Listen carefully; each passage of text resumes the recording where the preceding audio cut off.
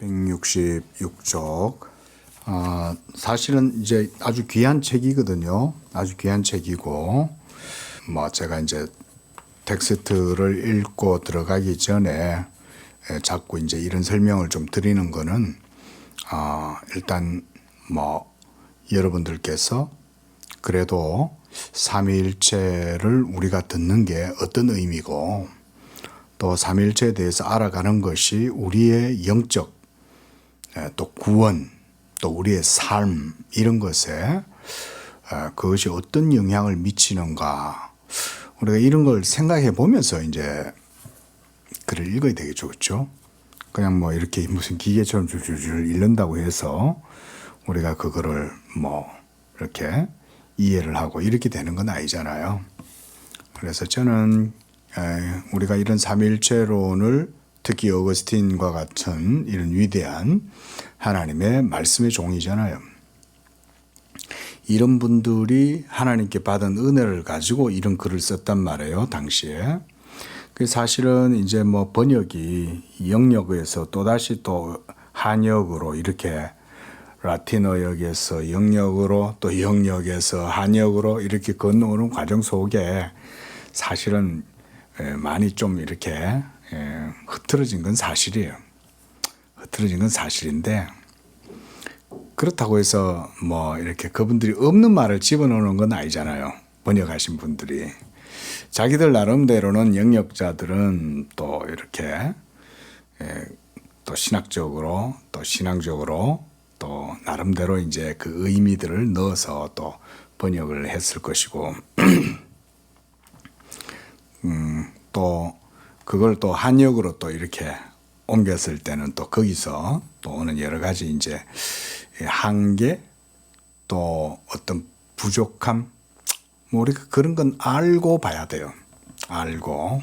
그렇다고 여기 있는 이 목사가 라틴어가 아주 출중해가지고 여러분들한테 라틴어 원서를 딱 갖다 놓고 그냥 줄줄줄 한다 뭐야. 더없이 좋겠지만 제가 그만큼 할 수 있는 실력은 안 됩니다. 안 돼서 이제 이게 의문이 들고 이러면 요즘은 그 AI가 엄청난 실력을 가지고 있습니다. 그래서 이제 한 번씩 그런 거 도움도 받고 이제 그렇게 하는데, 중요한 건 AI든 그것이 영역본이든 아니면 한역본이든 간에 이렇게 본문을 따라가다 보면 맥락을 읽어내는 게 중요합니다. 그리고 또 어순이라든가 또 번역할 때 번역하는 그런 이제 어떤 문체라든가 특징이 조금씩 이렇게 이제 변형이 되고 이렇게 하긴 하지만 본질적인 의미를 우리가 딱 잡고 따라가는 게 그래서 중요하다. 이런 말씀도 좀 드려봅니다. 무엇보다 우리가 이제 삼위일체를 말하는 것, 또 삼위일체를 이런 신학자들을 통해서 접하는 것, 이게 우리에게 어떤 의미가 있을까, 이런 부분들을 좀 깊이 있게 우리가 봐야 되겠습니다. 지난 시간에 이제 삼위일체 하나님을 아는 지식에 대해서 얘기를 하면서 제가 특별히 구원과의 관련성을 많이 언급을 했습니다. 자, 우리의 구원은 하나님이 하시죠? 그렇죠? 그러면 우리를 구원하시는 그 하나님은 어떤 분이냐? 우리가 이렇게 이제 또 물어볼 수 있겠죠? 그러면 그 하나님은 바로 진리의 삼위일체 하나님, 성부, 성자, 성령이시다.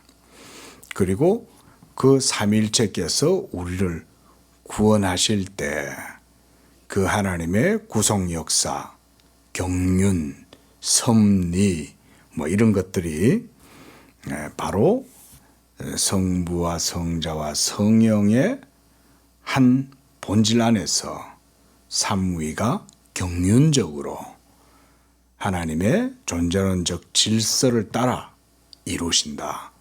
좀 구체적으로 얘기하면 이제 그런 식으로 표현할 수 있는 거죠. 그렇게 들어가면 좀 복잡해지죠, 그죠? 우리가 쉽게 말해서 우리 성도들끼리 예를 들어서 이제 얘기를 할 때 하나님은 어떤 분이냐? 그분은 구원자십니다. 우리를 구원하시는 분입니다. 라고 우리가 이렇게 쉽게 간단하게 말할 수 있잖아요. 그러면 우리를 구원하시는 그 하나님은 어떤 분이고 또 그 하나님이 우리를 구원하는 방식은 또 어떤 거냐? 라고 이렇게 이제 질문을 계속 해 나가면 이제 신학적으로 복잡해지는 거죠. 그렇죠?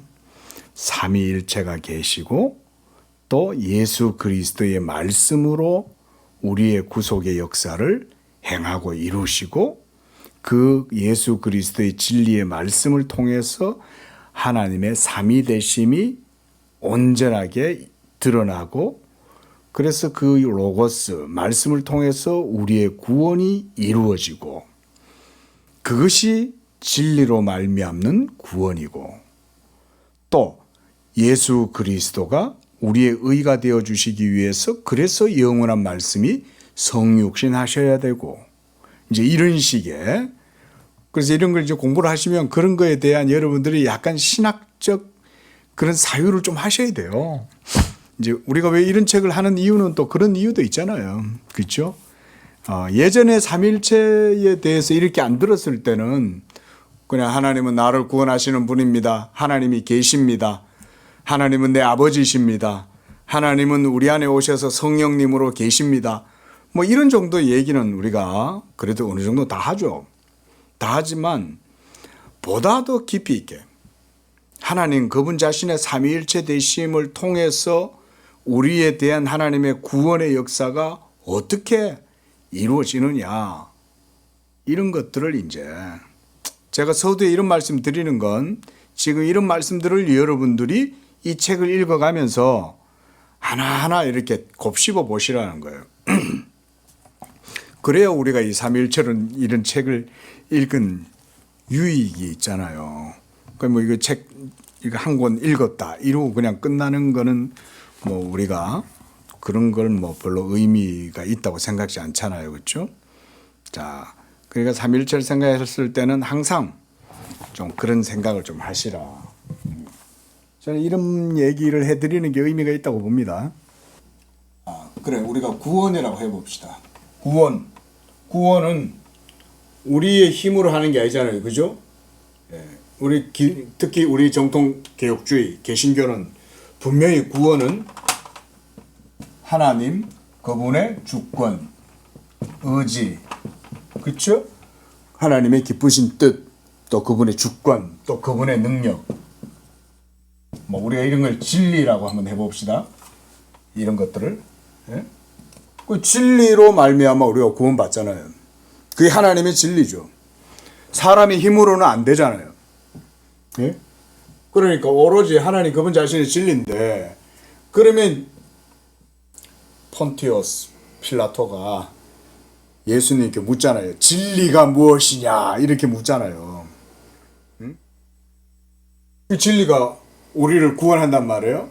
그럼 진리가 뭐냐? 성경적으로 우리가 답을 하자면 바로 예수님 그분 자신이 진리이기도 하지만 예수님만 진리십니까? 아니죠. 또 하나님도 진리시죠. 그렇죠? 하나님도 진리세요. 하나님도. 그렇죠? 하나님도 진리신데 그렇다면 또 이 하나님은 또 누구냐? 다시 또 돌아왔어요. 그렇죠? 구원하시는 하나님. 이 하나님 어떤 분이에요? 우리가 이제 성경은 우리를 구원하시는 유일하신 참 하나님, 진짜 하나님, 살아계시는 존재 그 자체, 그 하나님을 바로 삼위일체라고 하잖아요. 삼위일체시다. 그리고 그 안에 성부, 성자, 성령이 계시고 또 바로 이 성부, 성자, 성령 삼위의 위격의 실체성이 이제는 이 말 제가 이제 자주 사용하는 표현인데 자 삼위의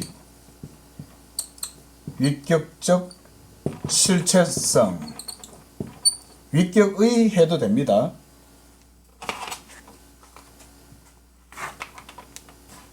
각 위격의 실체성. 그런데 이 위격의 실체성이 명확하게 판명하게 드러나게 된 건 율법보다 복음의 시대에 더 확실하게 드러났다 그랬죠. 그렇죠? 자, 율법은 요즘 뭐 물 위에 뜬 달 뭐 이런 얘기 많이 하던데 물 위에 뜬 달, 호수에 뜬 달 뭐 이런 이상한 표현을 어디서 듣고. 자, 율법은 밤하늘의 달이죠. 복음은 태양입니다. 그렇죠? 자, 달과 태양 비교할 수 없죠. 예? 존재론적으로 비교할 수 없을 정도로 다르죠. 자, 이 복음의 태양 누굽니까? 바로 예수 그리스도시죠. 그죠? 자, 예수 그리스도가 바로 떠오르는 의의 태양이시잖아요. 그러면 바로 이 예수 그리스도는 왜 의의 태양이냐? 바로 로고스 제2위 성자 예수 그리스도, 제2위 성자 아들 되신. 예? 그리고 우리는 이제 이 예수 그리스도의 인격을 통해서 이 그리스도의 인격을 통해서 우리가 그의 영광을 보니 아버지의 독생자의 영광이요 은혜와 진리가 충만하더라. 예? 이 예수 그리스도의 인격에서 바로 삼일체 하나님의 위격의 실체성이 판명하게, 아주 판이하게 드러난다 이거죠. 확실하게, 명확하게. 그게 율법 달빛보다 명확하죠. 달빛은 회색이죠. 그죠? 달빛은 그래 따지면 하얗고 검고 밖에 안 보여주잖아요. 근데 태양은 어때요? 각양각색 오색 찬란한 모든 걸 다 보여주죠. 그게 복음의 빛이죠. 이 복음의 빛이 바로 예수 그리스도의 얼굴에 있는 하나님의 영광을 아는 빛이다. 이 그리스도의 인격을 통해서 우리는 이제 하나님의 삼위일체 되심, 특별히 삼위의 위격의 실체성을 명확하게 인식한다. 그래서 아버지를 아버지라 하고 아들을 아들이라 하고 성령을 성령이라 하신다. 바로 이 하나님이 우리를 구원하실 때 진리, 뭐 방식이라고도 할 수 있겠죠. 그렇죠? 진리로 구원하는 거 아닙니까? 진리로. 이 진리로 말미암는 구원의 방식을 우리가 말하자면 교리라고도 할 수 있죠. 도구마로. 삼위일체론을 알아간다는 건 말하자면 우리의 이런 구원에 대한 지식을 풍성하게 알아간다라고도 할 수 있어요. 그렇겠죠. 자, 이런 걸 그래서 여러분들이 마음에 잘 담고 책을 읽어가자. 자, 30절 부분을 보겠습니다. 때가 참에 사람이 하나님의 말씀과 연합하여, 그러니까 인성이 로고스 그리스도의 신격과 연합되었다 이 말인 겁니다. 그래서 한 인격을 이루었다.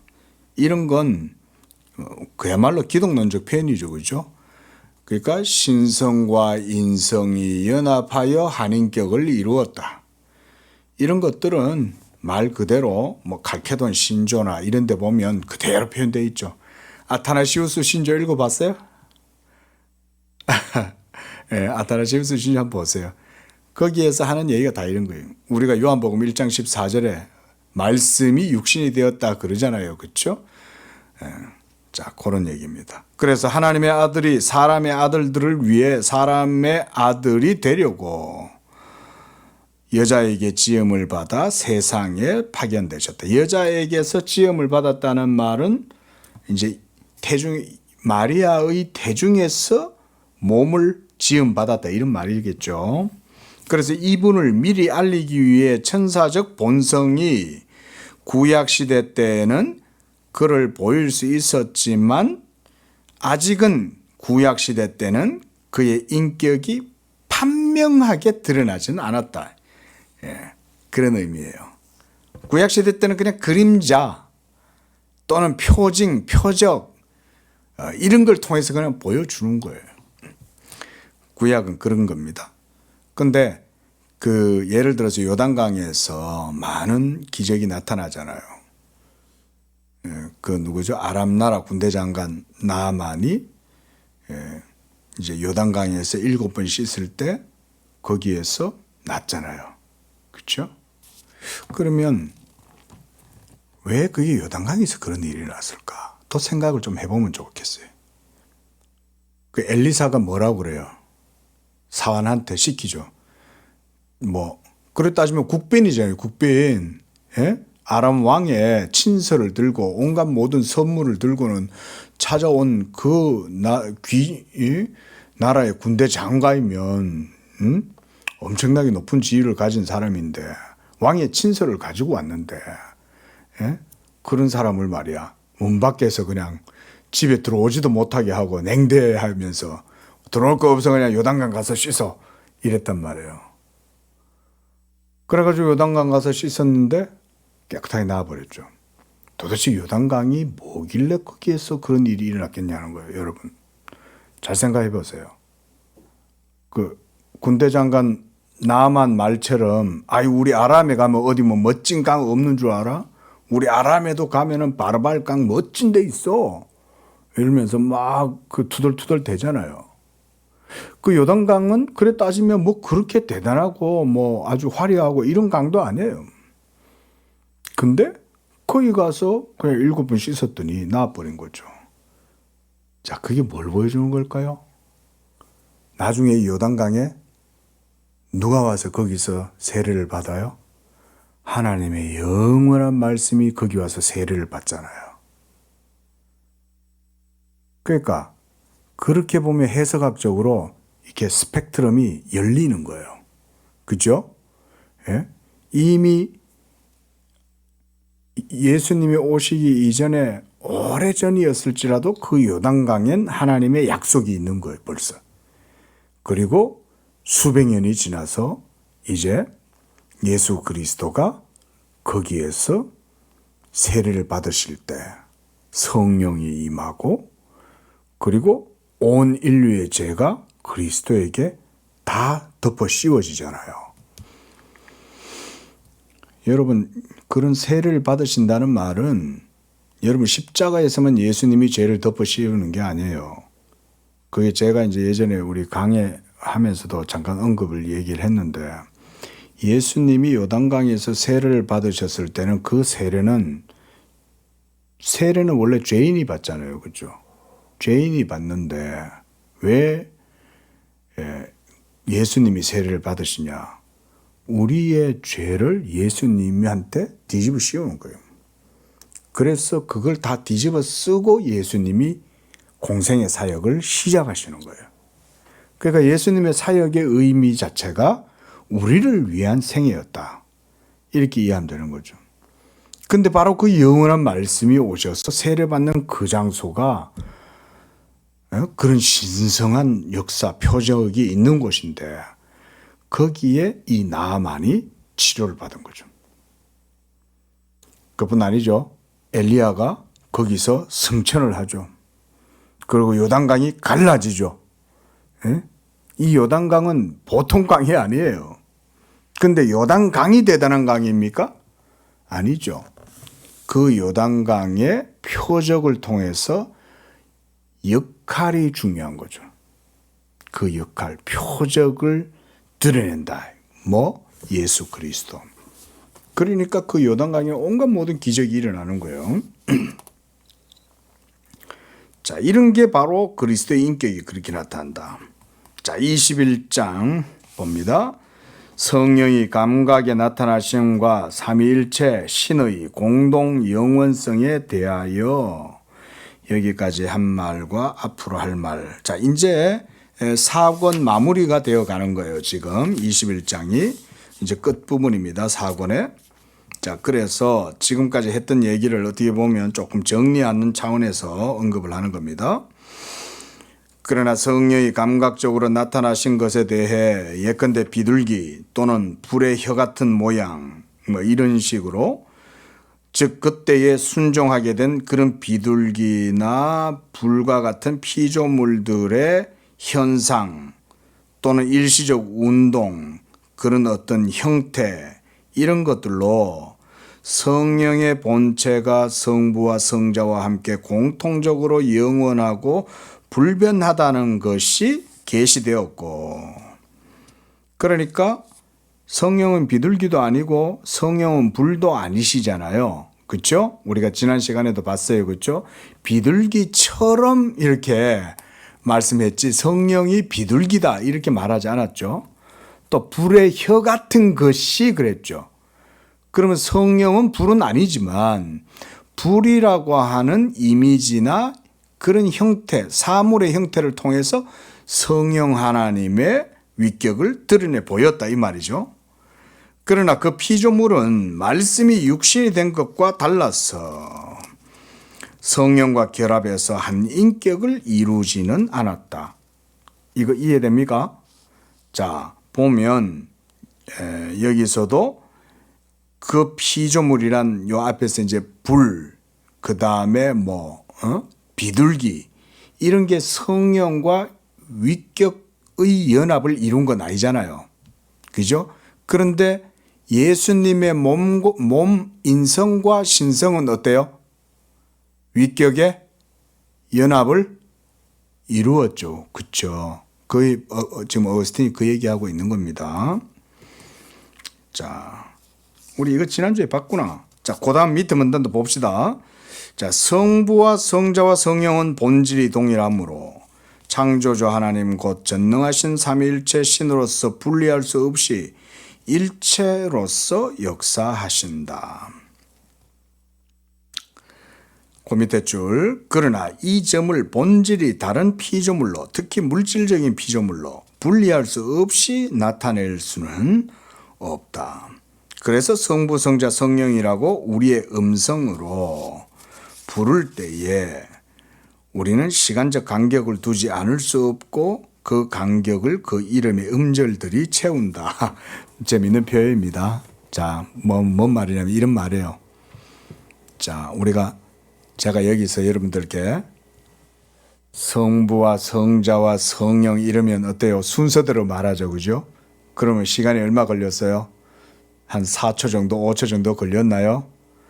그럼 우리는 하나님의 존재를 지시하고 표현하는데도 우리한테는 뭐가 필요해요? 시간이 필요하죠. 제가 예전에 그거 꿈 나오는 영화 있잖아요. 그거 갑자기 생각이 안 나는데, 이름. 디카프리오 나오는 그 있잖아요. 인셉션? 예. 꿈속에도 여러분 시간이 작동하죠. 비록 우리가 의식하는 이 감각의 세계에서 느껴지는 시간 개념과 꿈속에서 느껴지는 시간 개념이 차이가 있다 할지라도 어쨌든 그것도 시간이죠. 꿈속의 시간이 훨씬 더 오래 걸립니까? 밖에는 1초인데 거기는 100초라 칩시다. 그럼 그것도 사실은 시간이죠. 그거하고 영원하고는 다르죠. 그래서 영원은 그런 게 아니에요. 근데 우리는 영원하신 하나님을 말하는데도 어때요? 성부, 성자, 성령, 째깍. 예, 지금 어거스틴이 그렇게 표현을 하고 있는 겁니다.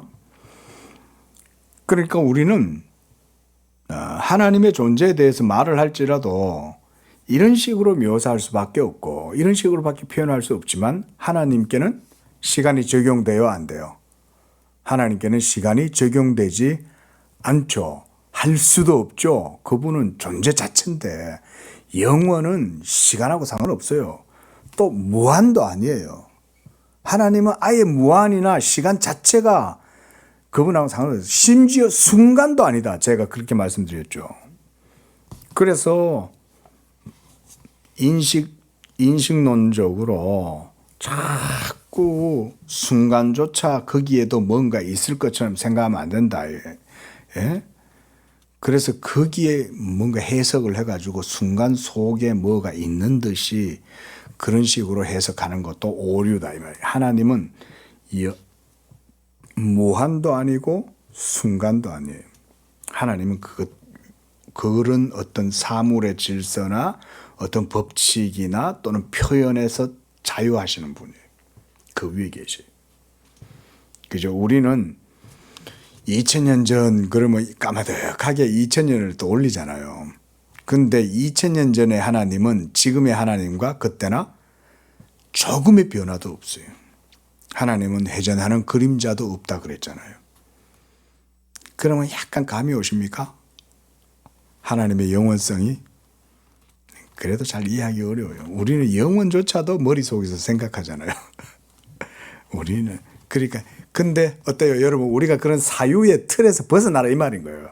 제가 최소한 여러분한테 드리고 싶은 말씀은 꿈속에서조차 우리는 생각한다 이거예요. 예? 맞잖아요. 우리가 꿈꾸면 다리를 꿈틀꿈틀 한다든지 막 자다가 막 엉뚱한 소리들 하잖아요. 예? 그러면 그게 꿈 밖에서 보는 시간과 그 안에서 시간이 뭐 차이가 있는지 없는지 모르겠지만 있다 한들 그것도 다 시가 있죠. 조금 벗어났지만. 자, 제일 밑에 줄. 성부와 성자와 성령은 그 존재의 본질에서 세 분이 같은 하나이시다. 거기에는 시간적 운동, 시간, 공간 간격 없이 모든 피조물 위에 그 초월에 계신다 이런 말이겠죠, 그렇죠? 여기서 뭐 위에 있다, 그 초월에 있다 이 말이에요. 그 한마디로 영원 자체는 영원의 초월성 그 자체는 그 자체로 뭐 옛날에 보면 그런 책이 하나 있어요. 뭐 어거스틴의 시간관 이래 가지고 영원한 현재다 이런 표현도 있잖아요. 영원한 현재. 그 현재란 말은 순간이란 말도 안 해요. 항상 하나님은 하나님으로서 거기 계시는 거예요. 딱 그렇게. 근데 우리만 역사, 시간, 공간 속에 살죠. 세 분은 함께 영원으로 영원까지 같은 하나시며 이를테면 영원 자체시며 그 영원에는 진리와 사랑이 없지 않다. 그러나 내가 말할 때는 성부와 성자와 성령이 분리되며 동시에 말할 수 없다. 그렇죠? 내가 여기서 자 여러분 성부 이러면 성부 벌써 우리 나눠서 말할 수밖에 없잖아. 우리는 어떻게 동시에 세 분을 영원 그 자체로 우리는 묘사할 수 없어요. 여러분 불가능해요. 존재론적으로 불가능합니다. 근데도 하나님이 우리에게 자신을 알려주시잖아요. 그 정도에서 만족해야지. 맞잖아. 하나님이 그래도 자기를 알려주셔서 우리가 그 지식으로 구원받잖아요. 그러면 됐지. 뭘 더 알고 싶어. 우리가 지옥 안 가고 구원받으면 돼. 그거만큼 감사한 게 어디 있어요? 그죠? 근데 그 지옥 안 가고 죄사함 받고 하나님 자녀 되고 복음의 권세를 힘입어서 구원을 얻을 때 하나님이 홀로 이렇게 행하시죠. 그 구원을. 그게 바로 진리의 방식으로 이루어지는 거죠. 그럼 그 진리가 뭐냐? 우리는 이렇게 이해하면서 하나님을 알아가는 거 아닙니까? 그죠? 근데 그렇게 알아가는 지식이 우리에게 뭐가 된다는 거예요? 구원이 되잖아요. 그러면 됐지 뭐. 우리가 뭐 하나님을 영원에서 영원으로 그대로 직관해야 된다. 이런 건 천사도 못해요. 천사도. 한 분 한 분이 눈으로 보이지 않는 글자로 공간을 차지하신다. 아, 이거 뭐 재밌는 표현이네요. 자, 마치 내가 나의 기억과 지성과 의지를 말할 때 이 이름들은 그러니까 기억, 지성, 의지 이것들은 서로 다른 특수한 것을 의미하지만 맞죠? 기억과 지성과 의지 이제 이런 것 뒤로 가면 이제 어거스틴이 이런 내용도 얘기 많이 해요. 자, 그런데 지성과 의지는 다르잖아요. 또 기억도 다르잖아요. 그렇죠? 그런데 그 이름을 말할 때에도 나의 기억과 지성과 의지가 영혼 전체가 협력하지 않는다면 그 이름을 말할 수 없으므로 셋이 모두 합해서 한 이름을 말하는 것이다. 뭐 무슨 말인지 알겠어요. 그렇죠? 우리가 지성이다라고 얘기할 땐 의지가 함께 그 지성에 대해서 말을 하고 있는 거죠. 의지는 분명히 있어요. 의지는 분명히 있는데 우리가 저게 의지다라고 얘기할 땐 뭐가 말해요? 지성이 말하고 있죠. 그죠? 또 기억을 얘기할 때 지성과 의지가 따로 있습니까? 그런 건 아니죠. 자, 이런 것에서 어거스틴이 인간 안에 있는 영혼의 어떤 구조나 형식을 마치 삼위일체에 대한 유비처럼 이렇게 표현한다 그러는 거예요. 그러니까 동시에 작용하잖아요. 그렇죠?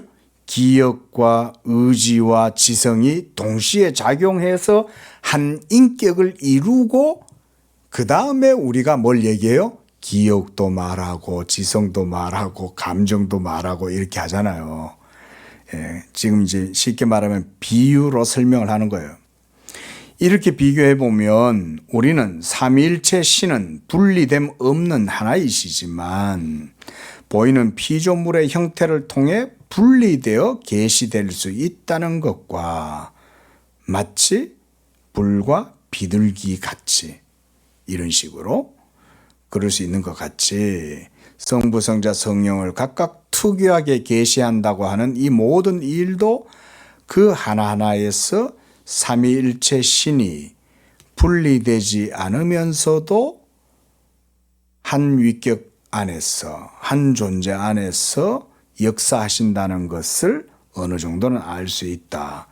참 여러분 한번 생각해 봅시다. 우리 어거스틴 한번 또 올려보세요. 이 글을 쓸 때 참 지금 우리가 167쪽에 있는 첫 번째 문단 뭐 어수룩한 번역을 가지고 이게 영역본 갖고도 번역한 거잖아요. 그날 뭐 라틴어도 제가 깊이 있게 모르니까 사실은 뭐 라틴어 그 자체가 얼마만큼 어거스틴의 사상을 풍성하게 드러낼 수 있는지 저도 사실 잘 몰라요.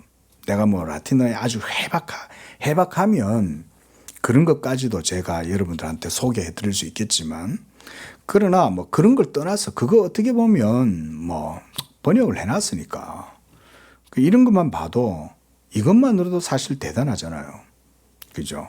이 정도만으로도. 어거스틴이 막 엄청 쥐어짜냈다는 거를 많이 느껴요. 뭘 쥐어짜내요? 하나님 그분의 존재성, 영원을 가급적 시간이라고 하는 껍질이 둘러싸지 않도록 시간의 모든 것들은 다 지우고 영원 그 자체만 묘사하려고 엄청 애를 쓰는 것 같아요. 쥐어짜내듯이. 근데 뭐 사실 그렇게 한다고 해서 될 일은 아니죠. 불가능하죠. 영원을 우린 표현할 수 없어요. 영원을 떠올리는 순간 우리의 머릿속에 이제 그 지성과 감정과 의지가 작동할 때도 심장이 혈액이 뇌로 가고 이 뇌에서 시냅시스에서 반짝반짝 막 이렇게 에너지가 작동을 해가지고 전기가 일어나고 그렇게 해서 그게 우리의 심정적으로 또 가 닿고 여러분 이러면 벌써 시간이 얼마나 돌아요. 안 그래요? 혈액이 도는 만큼 시간이 작동하면서 우리는 하나님에 대해서 말을 한다 이거죠. 예?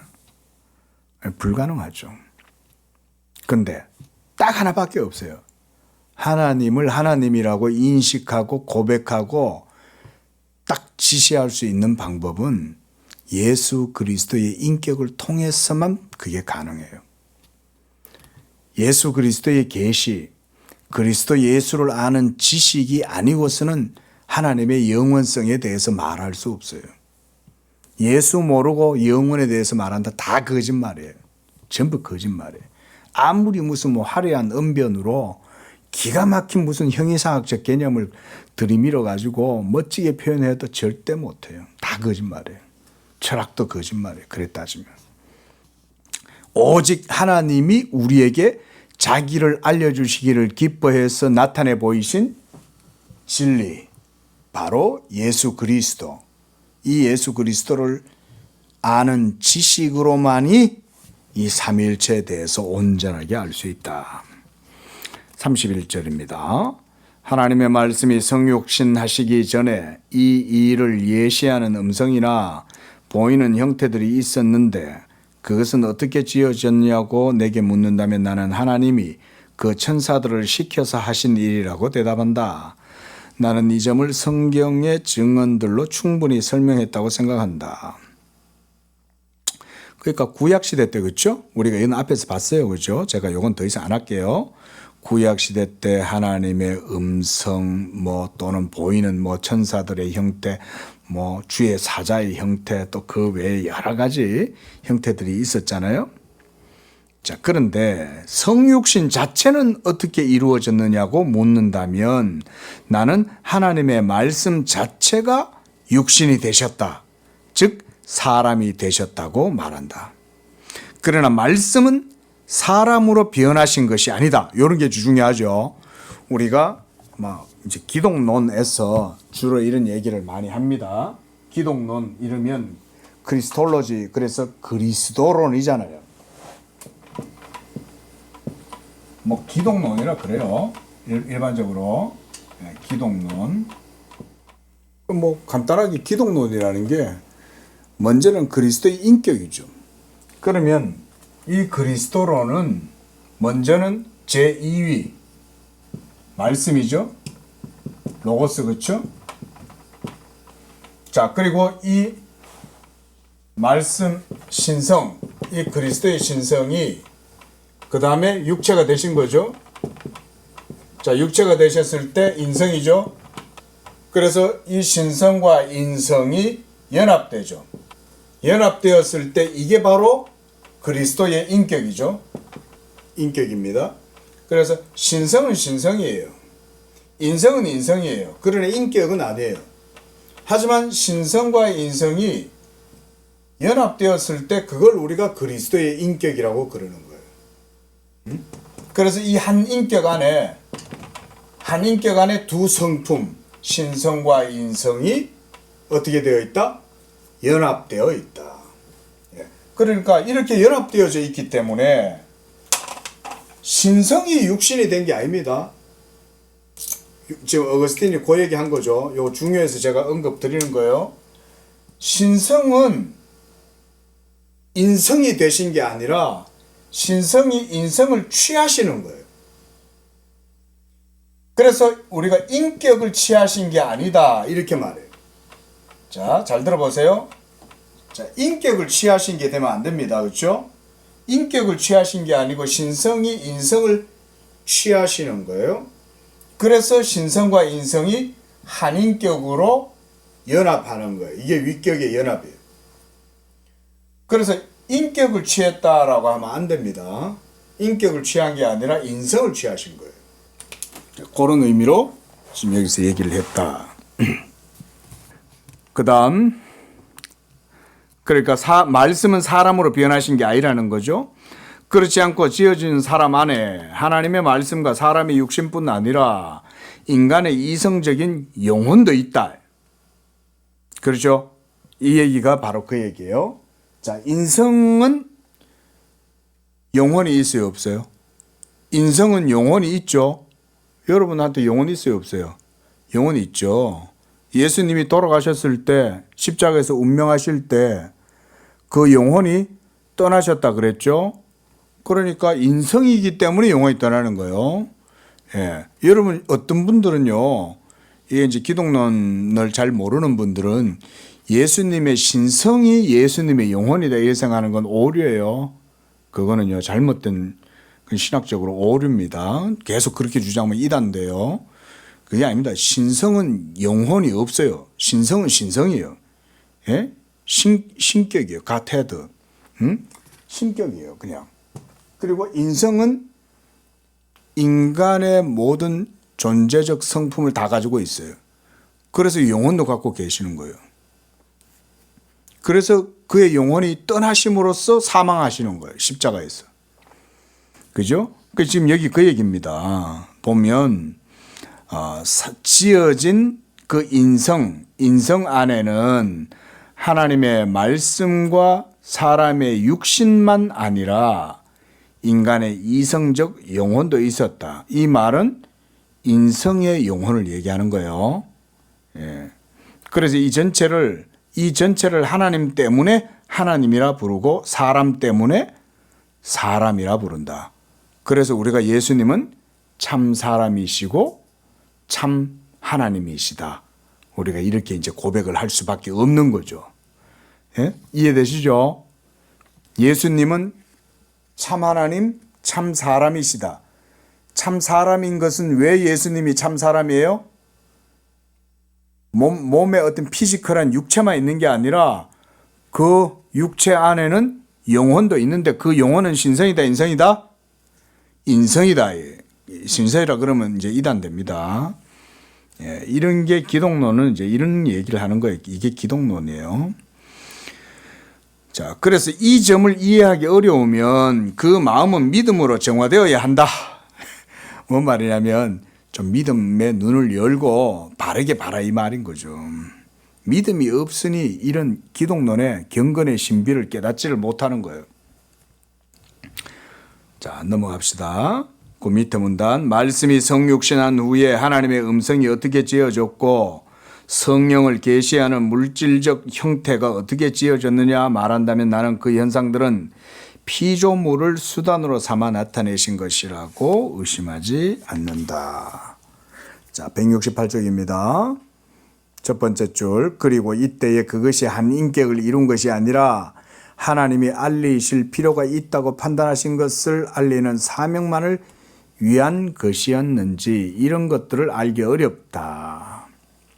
그렇죠. 파고 들어가면 결국 어려워요. 파고 들어가면 우리가 성경과 어느 정도의 신학적 그런 교의학적인 해석학적인 어느 정도의 이제 이해를 통해서 이런 정도는 우리가 이해할 수 있죠. 하지만 그걸 더 깊이 있게 들어가면 그거 설명 못 합니다. 이건 뭐지? 이렇게 얘기하면 그거 어떻게 알아? 예? 여러분 생각해 봐요. 안 그래요? 우리가 해명할 수 있는 것들이 있긴 하지만 사실 과학의 영역도 마찬가지잖아요. 지금도 과학자들이 뭐 오늘날 뭐 양자역학이다, 양자 컴퓨터다, 뭐 요즘 뭐 AI 시대다, 지금 뭐 획기적인 정말 지금까지 인류 역사가 살아온 것은 상상도 못하는 삶을 우리가 지금 이제 살잖아요. 좀 있으면 이제 로봇들이 막 걸어다닐 거예요. 진짜 옛날 20, 30년 전에 공상과학 영화 봤을 때 했던 그런 로봇 있잖아요. 스타워즈, R2, B2 이런 거 있잖아요. 예? 근데 그게 이제 우리는 현실 속에 지금 그게 이제 가능한 시대를 살아가고 있는 거죠. 제가 중학교 때 그때 이제 비디오를 봤는데 공상과학 비디오를 본 거예요. 과학 영화를. 근데 제가 얼마나 웃었는지 아세요? 제가 2025년이 되면서 웃었어요. 그게 중학교 때 내가 집에서 그 공상과학 영화를 봤는데 거기에 비디오 처음 딱 들어오는데 우주공간에 우주선이 떠 있는데 그 밑에 뭐라고 자막이 딱 뜨는지 알아요? 서기 2025년 그랬어요. 제가 중학교 때니까 80년대 그때 이제 중반 이때잖아요. 응? 그 2025년이 까마득한 아득한 미래, 먼 미래처럼 느껴졌는데 지금 2025년을 그때 공상과학 영화에서 2025년이라고 했는데 지금 그 시대를 사는데 사실 또 그만큼 과학도 발전했잖아요. 얼마나 놀랍습니까? 여러분 이제 인공태양 나옵니다. 이제 인공태양 나오고 지금 이미 4차 산업시대가 이제 열렸죠. 완전히. 그리고 인공지능뿐만 아니라 이제는 이 양자 컴퓨터를 통해서 지금까지 우리가 연구하고 계산하고 했던 그 모든 수학적, 과학적, 물리적 공식들이 여러분 양자역학을 통해서 다 풀려 나옵니다. 이게 뭘 의미하는지 여러분 아직 감이 안 오죠? 어마어마한 세상이 열리게 됩니다. 그런다고 해서 인간은 변화되지 않아요. 인간은 다 거기서 거기에요. 근데 놀라운 건 우리가 가지고 있는 툴이 지금까지의 툴과는 비교할 수 없는 툴을 가지는 거예요. 네. 그런 어마어마한 세상이 열려도 여러분 그러죠. 과학자들이 그러잖아요. 이게 왜 이런 거지 몰라요. 이게 왜 이렇지 모릅니다. 근데 양자역학 시대가 열렸잖아요. 그 양자역학 시대가 열렸는데 사람이 양자역학을 만들었습니까? 아니죠. 어떻게 했어요? 발견해낸 거죠. 양자역학 이전에는 고전역학만 있었잖아요. 근데 고전역학일 땐 다 그냥 고전적으로 그렇게 역학적으로 모든 세계와 사물이 물리적으로 그렇게 움직이는 것인 줄로 알았죠. 그런데 이제 18세기, 19세기 후반 들어가지고는 이런 양자역학 이론들이 막 나오면서 지금은 양자 컴퓨터가 만들어졌잖아요.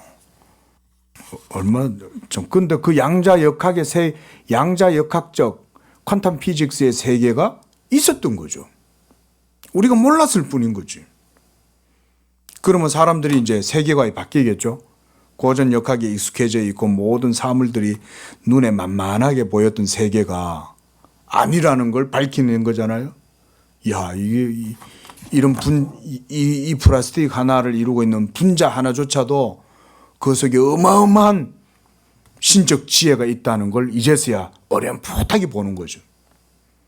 야, 분자, 원자, 그 하나 속에 있는 원자 속에 있는 하나의 핵 전자조차도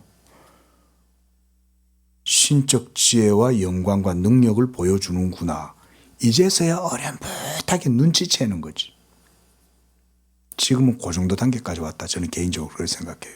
어렴풋하게 보이는 거 그게. 그러니까 이제는 신이 없다고 말을 잘 못하는 거예요. 아이러니 아닙니까? 과학이 발전하면 신이 어디 있어? 라고 말할 줄 알았지. 근데 과학이 발전하면 발전할수록 어때요? 신적 지혜와 능력과 영광이 더 구체적으로 드러나는 거지. 더 있어 보세요. 하나님의 존재를 부정 못합니다. 이게 뭐지?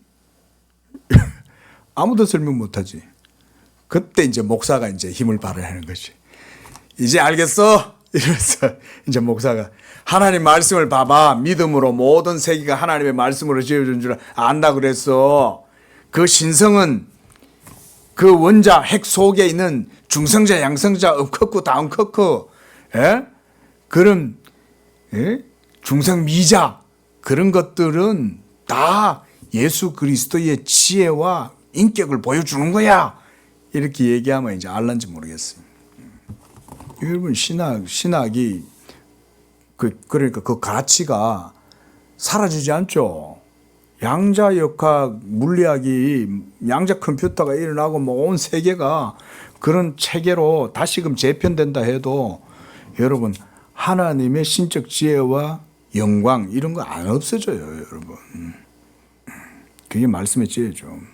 하나님이 세계를 만물을 말씀으로 창조하셨을 때 그 말씀의 능력이 우리 전 역사를 다 초월하시는 거 아니에요? 이렇게 세상이 펼쳐지게 될 것에 대해서 하나님이 모르셨겠어요? 그죠? 그래서 다니엘서에 보면 저는 그 말씀을 그런 의미로 많이 이해해요. 다니엘서에 보면 하나님께서 다니엘한테 뭐라 그러냐면 이렇게 말해요. 다니엘아, 이 말씀을 봉함해라. 응?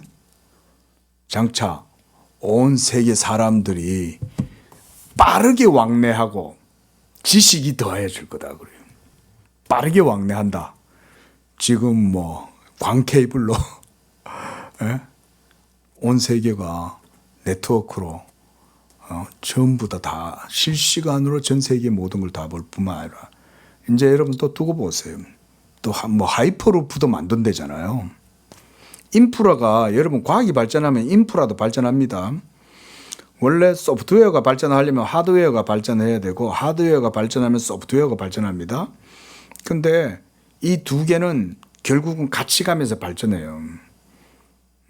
그럼 전 세계가 여러분 지식이 빨리 돌아가는데 그러면 이제 하이퍼루프 만들겠죠. 그 시대의 정신을 담을 수 있는 인프라를 인간들은 또 만들어낼 거예요.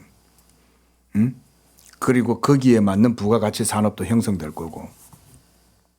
자, 32절 봅시다. 그러나 성부가 성자를 보내셨다고 해서 그 때문에 성자가 더 작으신 것이 아니고 성부와 성자가 성령을 보내셨다고 해서 그 때문에 성령이 더 작으신 것도 아니라는 것을 나는 충분히 설명했다. 성경에 있는 이런 증언들은 보이는 피조물의 관점에서, 그러니까 표적 또는 사인 이런 거 있죠. 비둘기 그런 것들, 불 이런 거. 자, 그런 피조물의 관점에서 또는 삼위일체 내에서 시초를 알린다는 관점에서 해석되어야 한다. 본질의 어떤 같지 않음이나 차이나 부동성이 있다는 관점에서 봐서는 안 된다. 그러니까 본질은 동일 본질이잖아요. 그 차이가 없는 거죠. 하나이시니까. 그럼에도 불구하고 각 위격은 성부, 성자, 성령이시죠. 비록 성부 하나님이 순종하는 어떤 피조물을 통해 눈에 보이게 나타나시기를 원하셨다고 가정하더라도 그가 낳으신 성자나 그에게서 나오시는 성령이 그를 보내셨다고 말하는 것은 비할 데 없이 어리석은 일일 것이다. 그러니까 아버지의 낳으심, 아들의 나심, 성령의 나오심은 존재론적인 질서다 이 말이죠. 그거를 뒤바꿀 수는 없다는 거예요. 그렇죠? 자, 일단 이렇게 해서 이제 4권을 끝내고, 자, 이제 5권으로 넘어갑니다. 자, 여기서는 이제 후대의 이제 편집자들이 이거를 붙여놓은 거예요. 개요를. 한번 읽어봅시다. 자, 성경을 근거로 삼지 않고 자기들의 이성을 근거로 삼아서 이단자들이 주장하는 이론을 반박한다. 성부와 성자의 본질이 같지 않다고 생각하는 자들은 하나님에 대한 말은 모두 그의 본질에 대한 말이기 때문이라고 한다. 따라서 낳는다와 난다 또는 난다와 나지 않는다는 서로 다르며 서로 다른 본질이라고 한다. 자, 이제 여기서부터는 뭔 말하고 있는 것 같아요? 하나님의 한 본질. 지금 여기서부터는 한 본질을 이제 얘기를 하려는 거죠. 근데 이단자들은 그러니까 한 본질 안에 낳으셨다, 또 나셨다, 나오셨다, 나오신다, 이런 표현들이 모두가 다 본질에 적합한 표현이 아니라는 거예요. 만약 한 본질이라면 어떻게 이런 일이 있냐 이거지. 그 얘기죠. 지금 그 얘기입니다. 그러니까 하나의 본질인데 거기에 낳는 분이 있고 나시는 분이 있고 나오시는 분이 있냐, 이러면서 이제 이단자들이 이런 걸 가지고 삼일체의 한 본질을 자꾸 이제 흠집낸다는 거죠. 근데 지금까지 우리가 봤듯이 그게 아니죠. 하나님은 한 본질이실지라도 삼위의 위격의 실체성으로 말미암아 성부와 성자와 성령이 각 위격의 특징을 가지고 있는 거죠. 그걸 우리가 이제 아버지는 낳으시고 아들은 나시고 성령은 나오시고 이런 식으로 이제 이해를 한다는 거죠. 그러나 저자는 어거스틴이죠. 하나님에 대한 말은 모두가 본질에 관한 것이 아니라는 것을 증명한다. 하나님의 본질은 선하고 위대하다고 할 때 또 그 밖에 하나님 자신에 대해 말할 때와 다르다. 그러나 하나님에 대해 상대적으로, 즉 하나님 자신이 아니라 하나님과 다른 존재와의 관계에 대해 말하는 것도 있다. 예컨대 하나님을 성자에 관해서는 아버지라 부르고 하나님을 섬기는 피조물에 관해서는 주라고 부르고, 이렇게 상대적으로 그는 자신 외에 어떤 존재와 관련해서 말하는 것은 심지어 시간 안에서 나타나는 일인 때가 있다. 예컨대 주여 당신은 우리의 피난처가 되셨나이다 라고 한다. 이런 때에 하나님 자신에게 어떤 변화가 생기는 것이 아니며 본성 또는 본질은 여전해서 절대로 변함이 없다. 하지만 상대적인 개념으로 볼 때 이런 거죠. 자, 말하자면 이런 예들도 있는 거예요. 자, 우리가 아들은 아버지가 아니고 아버지는 아들이 아니다라고 얘기했을 땐 상대적인 개념이죠. 그죠? 왜냐, 아버지 입장에서 봤을 때는 아버지는 아들과 한 본질이실지라도 위격의 실체성으로 따져보면 아버지는 아들이 아니잖아요. 왜 아들이 아닙니까? 아버지는 낳으시는 분이고 아들은 나신 분이니까. 그러니까 아버지와 아들은 그런 상대적 개념으로 놓고 보면 그렇게 다르게 표현할 수 있는 거죠. 그렇다고 해서 하나님의 한 본질, 하나님의 존재론적인 그런 본질 자체가 깨어진다든지 하는 건 아니다. 이렇게 얘기를 하는 겁니다. 자, 1장, 5권 1장입니다. 169쪽. 하나님께와 독자에게 저자가 바라는 것. 하나님께는 물질적이거나 변하는 것이 전혀 없다. 이제부터 내가 말하려고 하는 주제는 사람이 그에 대해서 생각하는 대로 말로 표현할 수 없는 것, 적어도 나는 할 수 없는 것이다. 이제부터 내가 말하려는 것, 뭘까요? 본질이죠, 본질. 근데 우리가 어거스틴도 그렇지만 우리도 지금 본질에 대해서 지금 얘기를 하고 있는 거 아닙니까? 어거스틴 따라. 예? 그럼 그게 무슨 의미가 있느냐라는 걸 좀 생각을 해볼 필요는 있어요. 그죠? 우리가 하나님에 대해서 말한다. 이런 게 철학자들이나 이런 사람들이 보면 무모해 보이죠. 안 그러겠어요? 지금 우리는 이렇게 참 믿음으로 하나님의 말씀을 가지고 또 이런 귀한 신앙 도서를 가지고 이렇게 하지만 하나님을 믿지 않는 분들이 만약 여기 있다. 여기 양재교회 사람들 지금 뭐 하는 거야? 이러고 와서 이렇게 옆에 보고 있다 한번 쳐봅시다. 제3자 입장에서. 그러면 황당한 얘기를 하고 있는 거죠. 여기는 이 사람들 무슨 신의 본질 이런 걸 얘기하네. 그럼 스피노자가 얘기하는 그런 건가? 그런 실체를 얘기하나? 그런 본질을 얘기하나? 이러면서 자기네들 입장에서는 그렇게 생각하겠지만 우리가 생각하는 본질은 뭐예요? 하나님 그분 자신이죠. 초월해 계시고 절대로 우리가 어떤 것으로도 가닿을 수 없는 초월자시죠. 예? 그런 분에 대해서 우리가 지금 말한다 라고 하면 얼마나 그런 사람들 입장에서 보면 황당하겠어요. 안 그렇겠어요? 그죠? 황당해 보이죠. 그래서 우리가 생각하는 노력 자체도 삼위일체 신에 대해 생각할 때는 우리의 생각과 하나님과 사이에 매우 먼 거리가 있다는 것을 깨닫는다. 이게 바로 존재론적 차이죠. 본질적 차이죠. 그러니까 이걸 보고 유한은 무한을 담을 수 없다. 신학자들이 이런 표현을 쓴단 말이에요. 우리는 유한이고 하나님은 무한인데 유한이 어떻게 무한을 담냐. 그런 표현 써요. 한마디로 이건 이제 하나님의 본질과 우리의 피조된 우리 존재와 존재론적 질적 차이죠. 질적 차이. 이건 질적 차이로 할 수 있어요. 예? 하나님이 질이라는 건 아니지만 예? 하나님과 우리와의 존재론적인 그런 질적 차이가 있는 거죠. 이건 무한하다는 말도 적절하지 않아요. 제가 볼 땐. 자, 즉 하나님이 계신 그대로 깨달을 수 없다. 그래서 사도 바울도 거울로 보는 것 같이 희미하다라고 했다는 거예요. 그러므로 주 우리 하나님께 나는 원한다. 우리는 항상 하나님을 생각해야 하고 항상 찬양해야 하되 하나님을 생각하거나 선포하는 것이 충분할 수 없다. 그 하나님께 나는 나의 주제를 이해하며 설명하는 것을 도와주시고 내가 곁길로 갈 때마다 용서해 주시기를 빈다.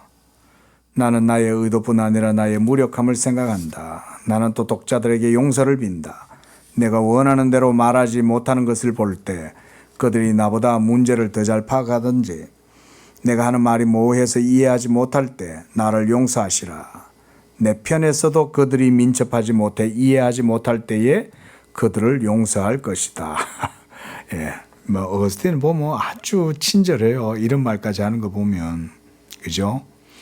이 사랑이 있어서 그런 것 같아요. 제가 볼 땐. 오지랖이 넓은 게 아니라 하나님의 성령을 그렇게 마음에 담고 있으니까 하나님을 깊이 생각하고 사유하고 사색하는데 우리의 사색이 얼마나 보잘것없어요, 여러분. 그렇죠? 우리가 하나님에 대해서 깊이 생각한다 한들 얼마나 천박해요, 우리는. 근데 그런 어거스틴의 연약한 사유를 누군가가 옆에서 보고 부족함을 느낄 때 아량을 베풀어 달라 이 말 아닙니까? 그리고 사실 그것은 어거스틴뿐만 아니라 다른 사람도 그래 따지면 똑같잖아요. 그래 내가 그들의 연약함을 보면 나도 그들을 이해해 주겠다. 이런 말 아닙니까? 우리가 삼위일체론을 할 때도 그런 마음으로 좀 따라가면 좋을 것 같아요. 우리가 하나님을 다 알 수 없잖아요. 그렇죠? 우리에게 계시해 주신 대로 하나님을 아는 것. 예? 아니 말했잖아요. 구원만 받으면 됐지. 마귀처럼 하나님의 신적 본성을 다 파헤쳐 가지고 자기가 그 자리에 들어앉겠다라는 식으로 무모하게 신의 본질을 염탐하면 잘못하면 저주받아요. 저주. 예. 구원만 받아도 감사하지. 예. 자, 2절. 우리가 우리의 주제의 성격을 안다면, 적어도 믿고 굳은 신념으로 주장한다면 이와 같이 서로 관용하기도 쉽다. 자, 이 부분 넘어갑시다.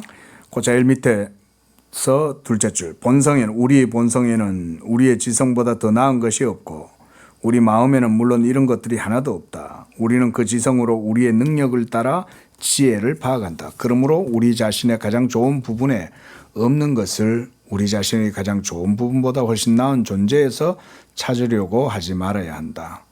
속성이 없는 선, 분량이 없는 위대성, 부족한 것이 없는 창조주, 위치가 없는 지배자,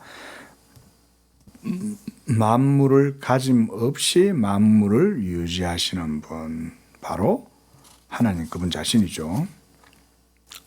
자, 넘어갑시다. 2장입니다. 하나님은 변함없는 유일한 존재이시다. 3절. 그러나 하나님은 물론 한 존재이시다. 라틴어로 substantia. 더 나은 명칭은 essentia. 보통 이제 우리가 substantia 이러면 substance 있잖아요. 뭐 우리 영어에서는 뭐 실제다 또는 뭐 실체다 이런 식으로도 뭐 번역을 하지만 본질의 의미는 존재의 의미와 가까워요. 그게 그래서 에센티아.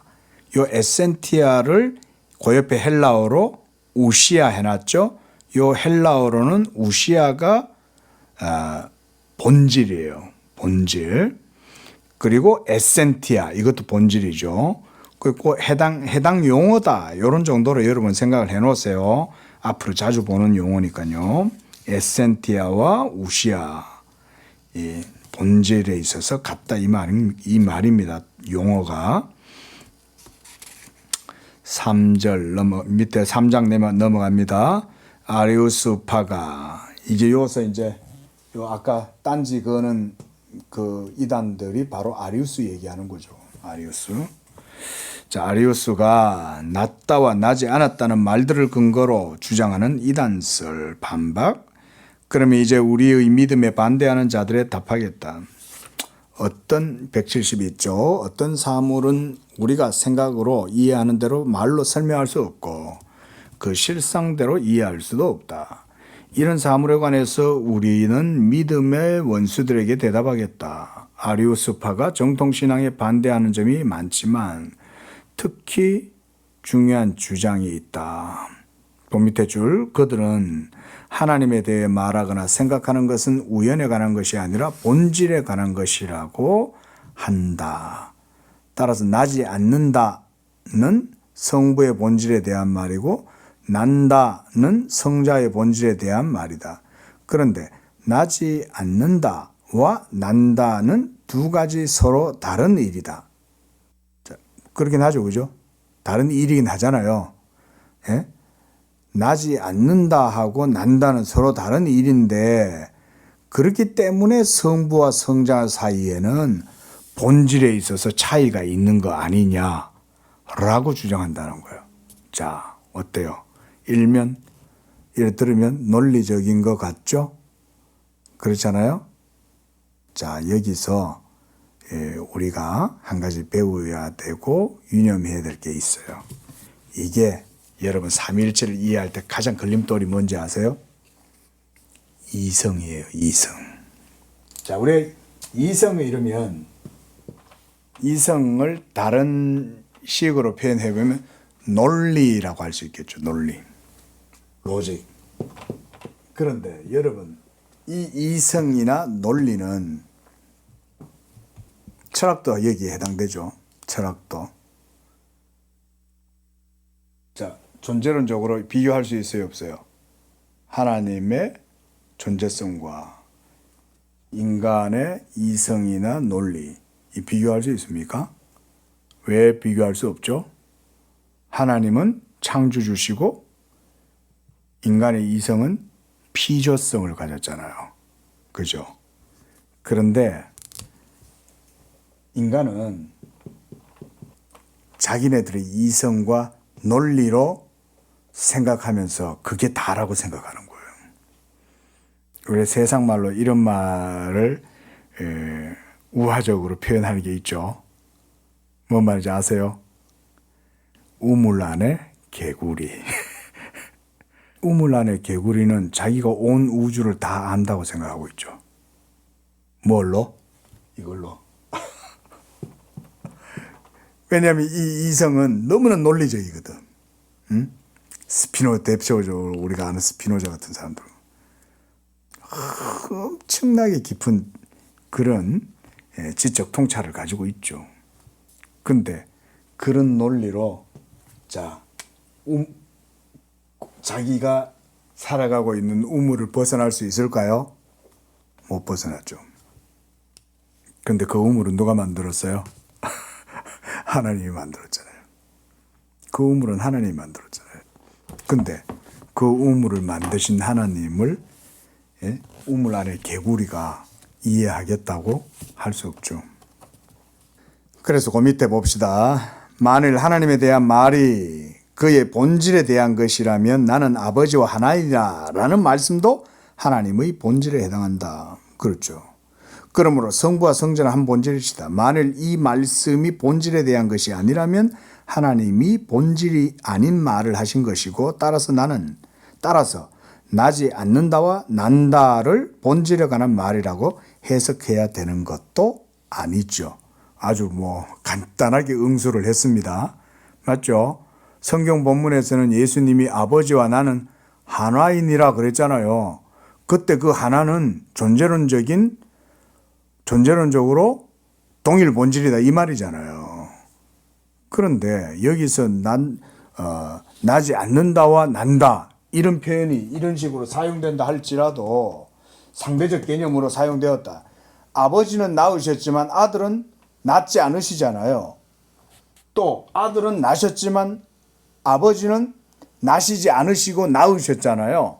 이런 식의 개념으로 이해한다고 해서 이 개념이 하나님의 본질을 그대로 지시하거나 하나님이 한 본질이 아니라고 말하는 거라고는 볼 수 없다. 맞는 말이잖아요. 그뿐 아니라 성자에 대해 그가 하나님과 동등함을 취할 것을 여기지 아니하셨다라고 한다. 문론이 어떤 점에서 동등이라는 것인가? 본질에 관해서 동등하시다라는 것이 아니라면 아리우스파도 하나님에 대한 말이 모두 그의 본질에 관한 것이 아니라는 것을 인정하는 것이다. 그러므로 나지 않는다와 난다도 본질에 관한 말씀이 아니다라는 점을 인정해야 된다. 이건 사실은 좀 다르게 얘기해 보면 그냥 표현이죠. 표현. 그죠? 그러니까 위격의 실체성, 성부, 성자, 삼위, 하나님의 존재론적인 그 위격의 실체성을 묘사할 때 그저 이런 말을 하는 것일 뿐인 거지 이런 말 자체가 하나님의 한 본질을 깨뜨리기 위해서 있는 말은 아니잖아요. 그죠? 다만 존재론적인 이런 위격의 실체성을 묘사하기 위해서 표현하는 말들일 뿐인 거죠. 근데 아리우스는 뭘 가지고 딴지를 거는 거예요? 이런 말 가지고 말놀이를 하는 거지. 왜? 인간은 이게 무슨 논리학을 가지고 떠든다 이 말인 거지. 자, 하나님은 논리학으로 설명할 수 없죠.